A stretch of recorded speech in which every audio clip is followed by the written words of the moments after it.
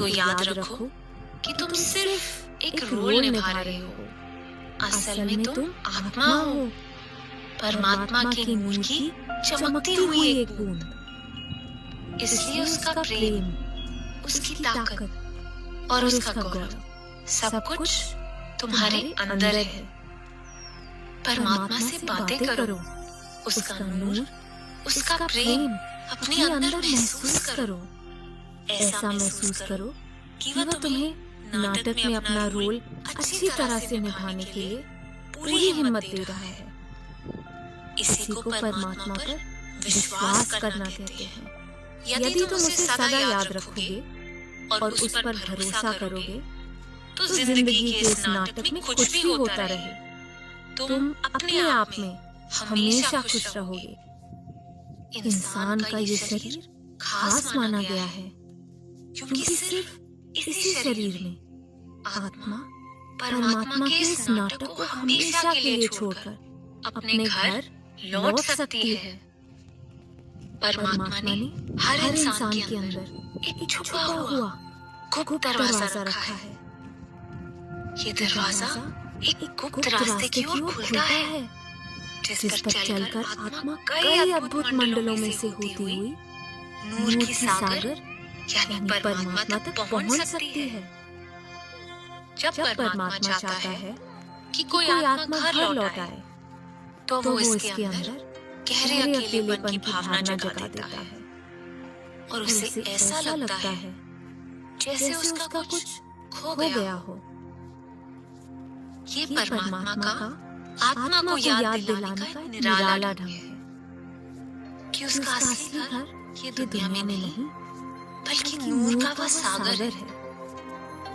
और ठीक वैसे ही जैसे परमात्मा ने शुरू में वादा किया था, परमात्मा दया और प्रेम से भरी अपनी ही परम शक्ति को नीचे दुनिया में भेजता है ताकि वो मोहर लगी आत्माओं को ढूंढकर उनको वापस अपने घर ले आए। इस परम शक्ति को सद्गुरु कहते हैं। सद्गुरु मेरी और तुम्हारी तरह इस मनुष्य शरीर में है, पर सद्गुरु असल में नूर की सागर की अद्भुत लहर है। वह जिंदगी के नाटक में से मोहर लगी आत्माओं को चुनकर घर वापस ले जाने के लिए दुनिया में आते हैं। ये आत्माएं सद्गुरु की तरफ इस तरह खींच चली आती हैं जैसे मधुमक्खियां शहद की ओर। सद्गुरु हमें हमारे असली घर के बारे में सब कुछ बताते हैं और हमारे अंदर परमात्मा का प्यार भर देते हैं। जब कोई इंसान सच्चे दिल से नूर के सागर में वापस जाना चाहता है, तो सद्गुरु उसे इसका तरीका समझा देते हैं।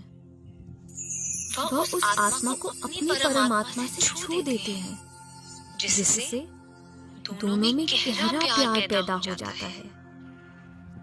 सद्गुरु उस आत्मा को घर वापस पहुंचाने का वादा करते हैं। सद्गुरु उस इंसान को सिखाते हैं कि कैसे आंखें बंद करके शांत और टिक कर बैठ के प्यार से परमात्मा को याद करना है। ऐसा करने से वो कुछ समय के लिए जिंदगी के नाटक में अपने रोल को बिल्कुल भूल जाता है। उसका मन इतना शांत और स्थिर हो जाता है कि उसे अपने अंदर परमात्मा के घर से आ रही शब्द की लहरों का अद्भुत संगीत सुनाई देने लगता है और चमचमाती रोशनी दिखाई देने लगती है। एक दिन वह गुप्त दरवाजा खुल जाता है और उसके पीछे से छिपा हुआ रास्ता दिखाई देने लगता है। आत्मा बेहद खुश हो जाती है और उसे पार करके सितारों से जगमगाती एक नए आकाश में आश्चर्य से भरी नई दुनिया में पहुंच जाती है। हर रोज आवाज और रोशनी के सहारे आत्मा उस गुप्त रास्ते पर आगे ही आगे बढ़ती चली जाती है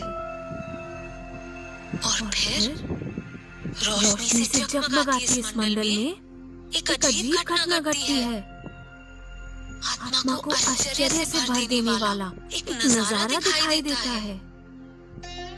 सद्गुरु का जगमगाता नूरी स्वरूप, सिर्फ आवाज और रोशनी से बना स्वरूप, खुशी से नाचती हुई आत्मा उसमें समा जाती है। इस तरह सद्गुरु की प्रेम की धारा में बहती हुई आत्मा अपने घर की ओर खींची चली जाती है।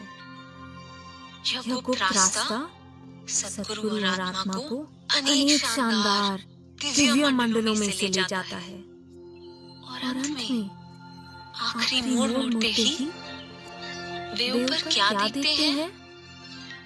दूर, बहुत दूर, उनके घर की नूर की किरणें उनका स्वागत कर रही हैं। परमात्मा से मिलने के लिए बेचैन, प्रेम में डूबी आत्मा तेजी से आगे बढ़ती है, जब तक कि वह परमात्मा के दर पर नहीं पहुंच जाती। और फिर